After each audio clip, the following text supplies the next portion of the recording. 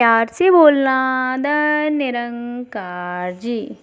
सभी संतों महापुरुषों के चरणों में प्यार भरी धन निरंकार जी आपसे परवान करना जी। आइए आज एक और नई साखी आप जी के आगे, जिसका कि विषय है गुरु का स्थान। आइए शुरू करते हैं, सुनते हैं। एक राजा था, उसे पढ़ने लिखने का बहुत शौक था। एक बार उसने मंत्री से कहकर एक शिक्षक की व्यवस्था की। शिक्षक राजा को पढ़ाने के लिए रोज आने लगा। राजा को शिक्षा ग्रहण करते हुए कई महीने बीत गए, मगर राजा को कोई लाभ नहीं हुआ। गुरु तो रोज खूब मेहनत कराते थे, परंतु राजा को उस शिक्षा का कोई लाभ नहीं हो रहा था। राजा इस बात से बड़ा परेशान रहने लगा। गुरु की प्रतिभा और योग्यता पर सवाल उठाना भी गलत था, क्योंकि वो एक बहुत ही प्रसिद्ध और योग्य गुरु थे।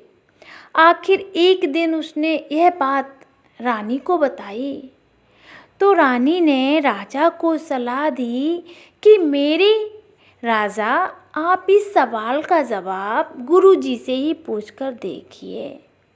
लेकिन राजा भी गुरुजी से यह बात पूछने पर संकोच करते थे। एक दिन हिम्मत करके गुरुजी के सामने अपनी जिज्ञासा रखी। हे गुरुवर, क्षमा कीजिएगा, मैं कई महीनों से आपसे शिक्षा ग्रहण कर रहा हूँ, पर मुझे इसका कोई लाभ नहीं हो पा रहा है। ऐसा क्यों है? गुरुजी ने बड़े ही शांत स्वर में जवाब दिया, मेरे राजा, इसका कारण बहुत ही साधारण सा है। राजा ने विनती करके पूछा, गुरुवर, आप शीघ्र इसका उत्तर दीजिए। गुरुजी ने कहा, मेरे राजा, बात बहुत छोटी है, परंतु आप अपने बड़े होने के अहंकार के कारण इसे समझ नहीं पा रहे हैं और परेशान और दुखी हैं। माना कि आप एक बहुत बड़े राजा हैं, आप हर दृष्टि से मुझसे पद और प्रतिष्ठा में बड़े हैं, परंतु यहाँ पर आपका और मेरा रिश्ता एक गुरु और शिष्य का है।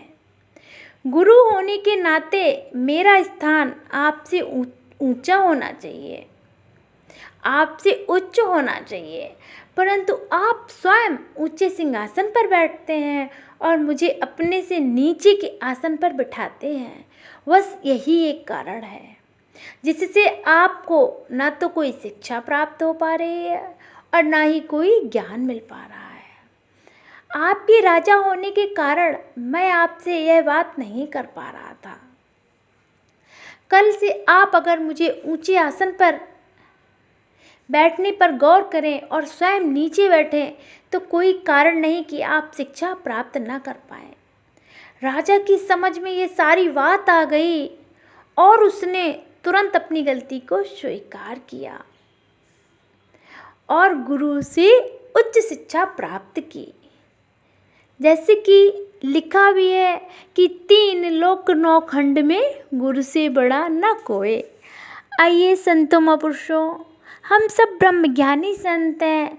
हम सबको पता है कि हमारे जीवन में गुरु का स्थान क्या है, गुरु हमारे लिए क्या मायने रखता है।